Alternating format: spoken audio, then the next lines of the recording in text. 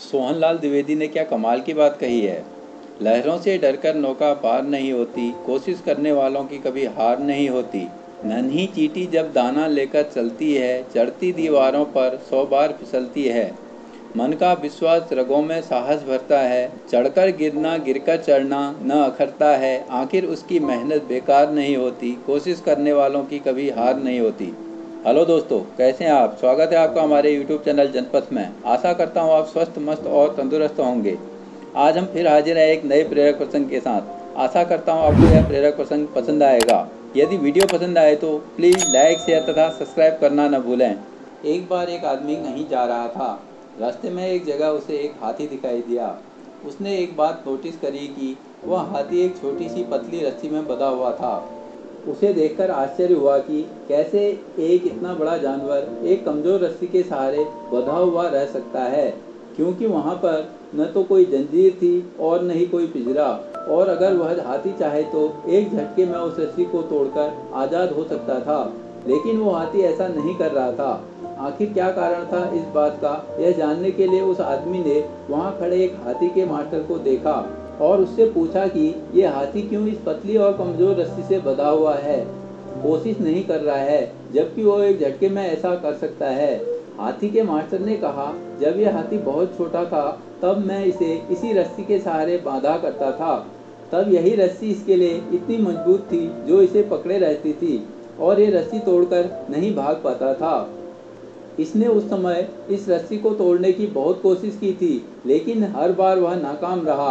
कई बार हार पाने के बाद इसने रस्सी को तोड़ पाना असंभव मान लिया और रस्सी पर जोर लगाना भी छोड़ दिया। धीरे धीरे वह हाथी बड़ा होता गया और इसे अभी भी लगता है कि इस रस्सी से आज़ाद होना मेरे बस की बात नहीं, और यही सोचकर इसने रस्सी को तोड़ने की कोशिश नहीं की।